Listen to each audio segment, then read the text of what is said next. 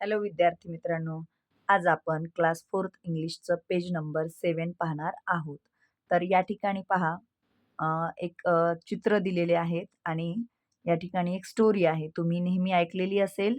तर स्टोरीचं नाव आहे the thirsty crow. म्हणजेच काय?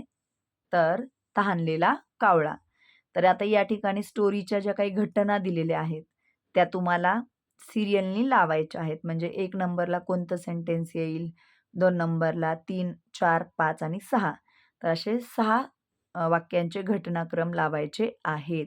तर या ठिकाणी मी तुम्हाला समजून सांगते, त्यानंतर तुम्ही या ठिकाणी गेस करायचा आहे. The crows dropped pebbles into the pot one by one. तर या ठिकाणी कावळ्याने जे काही पेबल्स होते, दगडगोटे होते, ते एक-एक करून त्या पाण्याच्या जे काही हंडा होता त्याच्यामध्ये टाकले. पाण्याचा जो माठ होता त्यामध्ये टाकले. हे पहिल्यांदा येईल का? नाही. आता पुढे पहा. The crow was very thirsty and looked for water here and there. तर कावळा अगदीच तहानलेला होता, त्यामुळे तो इकडे-तिकडे पाणी शोधत होता. पुढचं सेंटेन्स आहे the water level started to rise. पाण्याची लेवल वर येऊ लागली. त्याने खडे टाकल्यामुळे पाण्याची पातळी पाणी वर येऊ लागले. He drank the water and flew away happily. त्याने पाणी पिले आणि आनंदाने उडून गेला. पुढे आहे he saw a pot with little water in it. आणि त्याने एक छोटासा पॉट पाहिला ज्याच्यामध्ये अगदी थोडंसं पाणी होतं. आणि पुढे पहा then he got an idea. मग त्याला या ठिकाणी एक कल्पना सुचली. तर या ठिकाणी मी तुम्हाला 6 सेंटेन्सचे मराठीमध्ये मीनिंग सांगितलेले आहेत. तर आता नक्कीच तुम्हाला या ठिकाणी फर्स्ट सेंटेन्स कोणतं येणार आहे, तर तुम्ही देखील गेस करू शकता. तुम्हालाही समजलं असेल.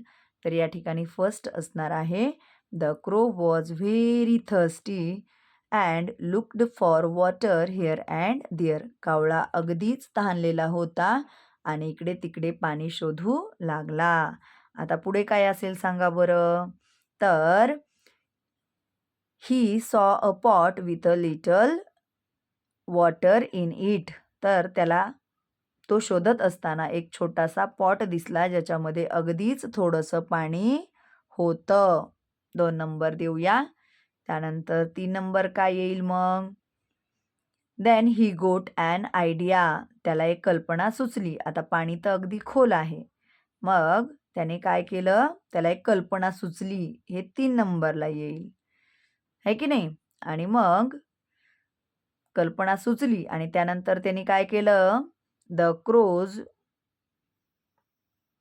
Crows dropped pebbles into the pot one by one. तर या ठिकाणी क्रोने काय केलं? जे पेबल्स होते, छोटे-छोटे दगड होते, ते पाण्यामध्ये 1 बाय 1 करून टाकले. म्हणजे हे 4 नंबरला येईल. आणि मग त्यामुळं काय झालं? The water level started to rise. पाणी वर आलं. 5 नंबर.